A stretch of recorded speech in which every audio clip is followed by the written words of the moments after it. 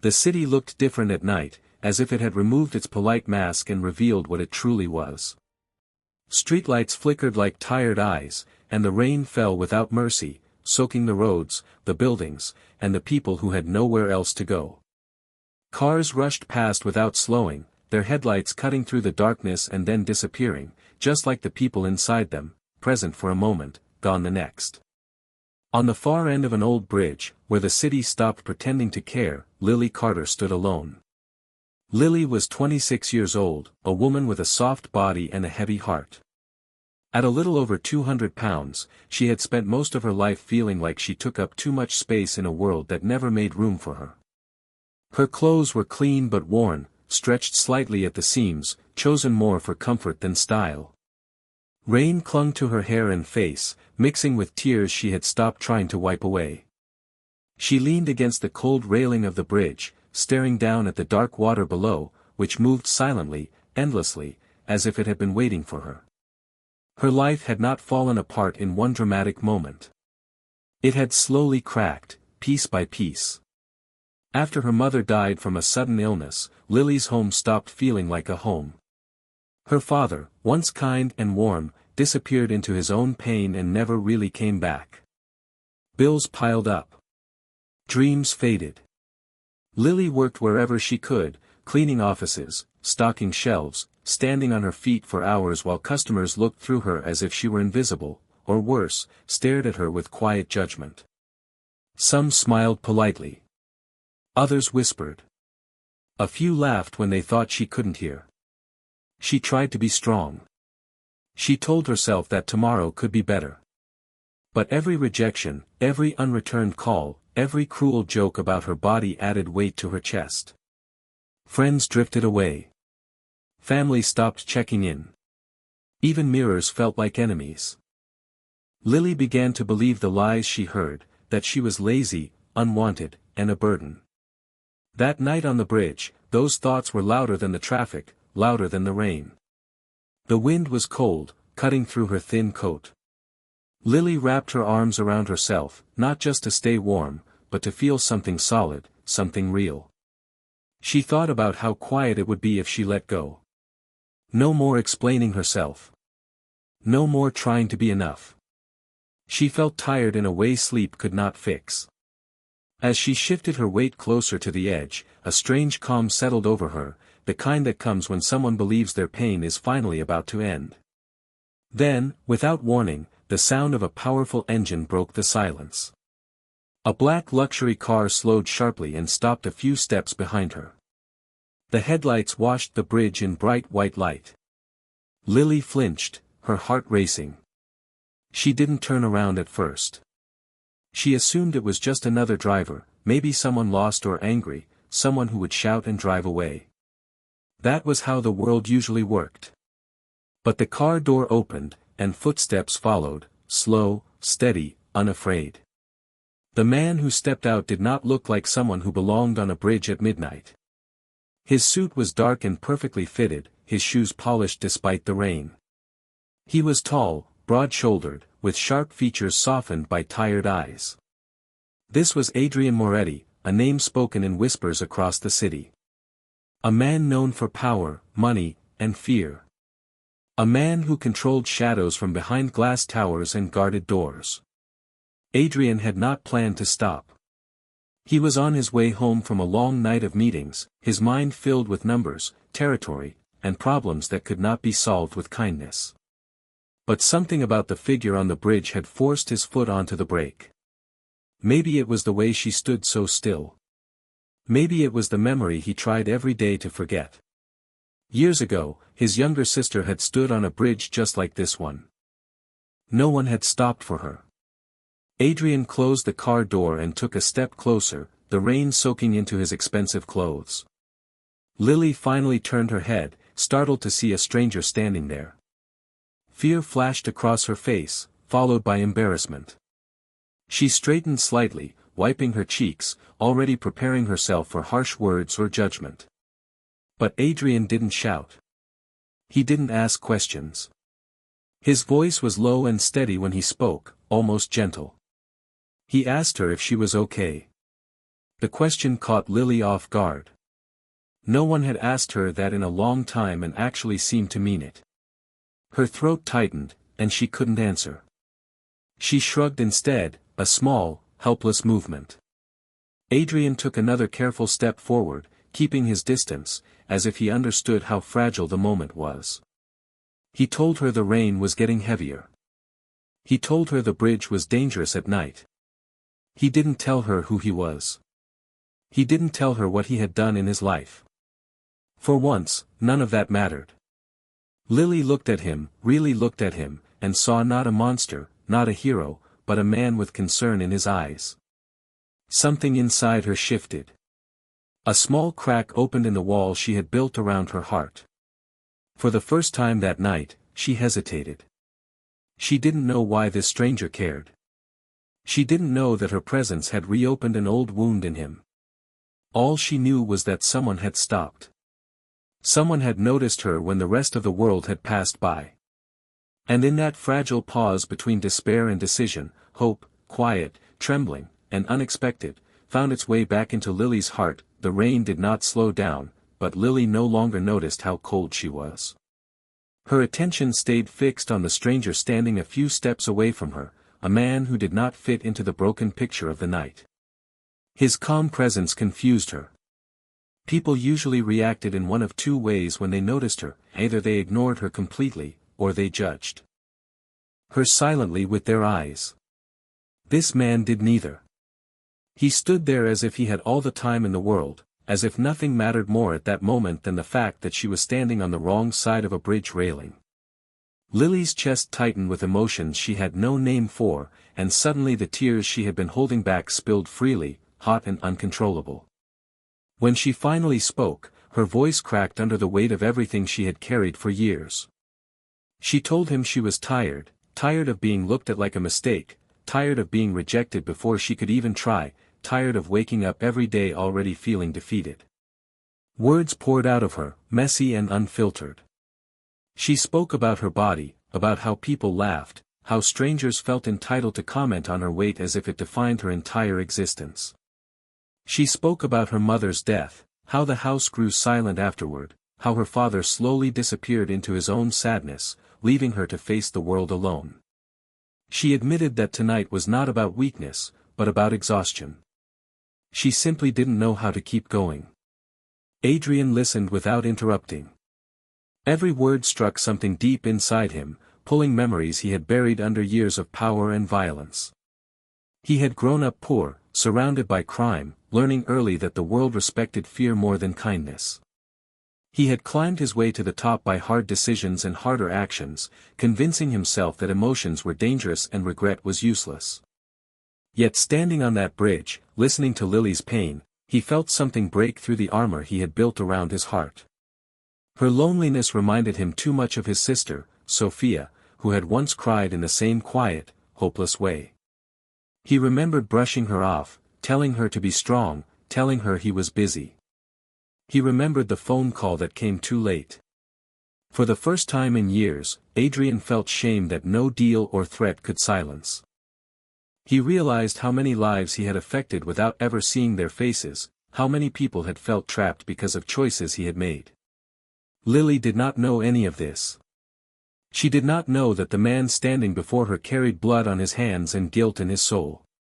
She only saw someone listening, someone not turning away. When Adrian finally spoke, his voice was heavier, as if it carried the weight of everything he had never said before. He told her that pain could lie, that it could convince a person they were alone when they were not. He did not offer easy answers or false promises. He simply told her that this moment did not have to be the end of her story. As Lily leaned closer to the railing, Adrian's heart raced in a way it never had during gunfights or dangerous negotiations. Fear gripped him, not fear of losing control, but fear of losing her. Without thinking, he stepped forward and reached out, not grabbing her, but placing his hand near hers, close enough for her to feel his presence. He told her, quietly, that someone cared. That he cared. The word surprised even him. Lily hesitated, trembling, her fingers brushing the cold metal of the railing. The space between life and death felt painfully small. In that moment, Lily saw something raw in Adrian's eyes, pain that mirrored her own. She realized he was not standing there out of curiosity or duty. He was standing there because he understood loss. Her knees weakened, and the strength she thought she had disappeared. Adrian reacted instantly, wrapping his arm around her and pulling her back from the edge. The contact felt strange to Lily at first, but then relief washed over her, and she broke down completely, sobbing against a man she had met only minutes before. Adrian held her carefully, as if she were made of glass, feeling the weight of her pain and his own regret settle heavily on his shoulders. As the rain continued to fall, Adrian made a decision that would change both of their lives. He knew he could not undo his past, but he could choose what kind of man he would be from this moment forward. Lily did not yet understand who he was or what he had done, but she sensed that this night mattered, that something irreversible had begun. Pain still filled the air, thick and heavy, but beneath it stirred something dangerous and powerful, the possibility that even broken people could still choose to save one another. Morning arrived slowly, as if the city itself was unsure whether it deserved another day. The rain had stopped, leaving behind wet streets and a pale gray sky that reflected Lily's exhausted state of mind. She sat silently in the passenger seat of Adrian's car, wrapped in a thick coat he had given her, staring out the window as buildings passed by in a blur. Her body ached, her head throbbed, and yet she felt strangely awake, as if the night on the bridge had shaken something loose inside her. She did not ask where they were going, and Adrian did not rush to explain. The quiet between them was heavy but not uncomfortable, filled with unspoken understanding and fragile trust. Adrian brought Lily to a modest apartment far from the noise of the city center. It was clean, warm, and safe, nothing like the dark places she had imagined when she first saw his expensive car. He told her she could rest there for as long as she needed, that no one would disturb her. His tone was careful, respectful, as if he was afraid of saying the wrong thing and breaking what little stability she had left. Lily nodded, too tired to question his kindness. For the first time in months, she slept without fear, her dreams still restless but no longer empty. Over the following days, Lily slowly began to feel human again. She showered, ate warm meals, and spoke with Grace, a composed woman who helped her arrange medical checkups and counseling. Grace treated her with dignity, never once making Lily feel ashamed of her body or her past. Adrian checked in quietly. Never staying long, always asking if Lily needed anything. He did not hover, but he did not disappear either. Lily noticed small things about him, the way his eyes softened when he spoke, the way he listened more than he talked, the tired lines around his face that suggested a life far heavier than he admitted. As Lily regained strength, curiosity crept in. She noticed the way people treated Adrian with careful respect, how Grace never questioned his decisions, how certain calls were taken in private. One afternoon, while watching the news on television, Lily felt her chest tighten. The screen showed a familiar face, Adrian's face, paired with words that made her stomach drop. He was being described as a powerful criminal figure, a man connected to violence, corruption, and fear. The reporter spoke confidently, as if there were no doubt about who Adrian Moretti truly was. Lily felt betrayed, confused, and terrified all at once. The man who had saved her life, who had treated her with kindness and patience, was the same man the city feared. Questions raced through her mind. Had he helped her out of guilt? Out of control? Was she safe? When Adrian arrived later that evening, Lily confronted him, her voice shaking but firm. She demanded the truth, every part of it. Adrian did not deny the accusations. He did not try to defend himself or soften the reality. He told her who he was, what he had done, and the choices that had shaped his life. His confession was raw and unfiltered. He spoke of growing up surrounded by crime, of learning early that power was the only protection. He admitted to ordering actions that haunted him, to becoming someone he barely recognized. He told her about his sister, about the bridge, about how saving Lily had forced him to face the person he had become. Lily listened in silence, her heart breaking in ways she had not expected. She realized that life was not divided neatly into good people and bad people, but into broken ones trying to survive. Still, the truth was too heavy to ignore. Lily told Adrian she needed space, that she could not build her healing on secrets and fear. She packed her things that night, her hands shaking, her emotions tangled. Adrian did not stop her. He only apologized, not as a powerful man, but as a flawed one. As Lily walked away, she felt torn between gratitude and heartbreak, understanding and disappointment. She did not know what the future held, but she knew one thing: the truth had changed everything. And once revealed, it could never be undone. Leaving the apartment did not erase the night on the bridge, nor did it erase Adrian from Lily's thoughts. As she stepped back into the city, carrying a small bag and a much heavier heart, she realized how fragile her new sense of strength still was. The world had not suddenly become kind just because she had survived. People still stared, life was still difficult, and healing was not a straight path forward. Yet something inside her had changed. She no longer saw herself as invisible.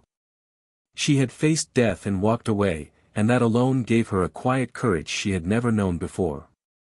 Lily moved into a small shared room near the edge of town and began therapy regularly. Speaking her pain out loud was harder than standing on the bridge had been. Some days she left the sessions shaking, questioning whether opening old wounds was worth the effort. Other days, she felt lighter, as if each truth she spoke loosened the grip of shame around her heart. She started volunteering at a local shelter, helping women who had nowhere else to go. In their tired eyes and broken voices, Lily saw her past self, and instead of feeling weak, she felt useful. Each smile she offered, each meal she served, stitched a piece of her back together. While Lily was rebuilding her life in quiet ways, Adrian was tearing his apart. The truth Lily had forced him to face refused to leave him alone. Power no longer brought him comfort, and money felt meaningless in his hands. He began withdrawing from operations, cutting ties with deals that had once defined him. Grace and Ava, the two people who knew him best, watched in disbelief as he dismantled the empire he had spent his life building. They warned him of consequences, of enemies, of weakness. Adrian listened, but he did not turn back. For the first time, fear no longer controlled him. Adrian reached out to authorities, not to escape punishment, but to accept it. He provided information that shook the foundations of the criminal world he had ruled. Each confession felt like ripping away a layer of skin, exposing guilt he had hidden for years. He knew prison awaited him, and strangely, the thought brought him peace. He did not expect forgiveness, and he did not ask for it. He only wanted to stop running from himself. Months later, Adrian stood in a courtroom stripped of luxury and reputation. Lily sat quietly in the back, her presence unnoticed by most but deeply felt by him.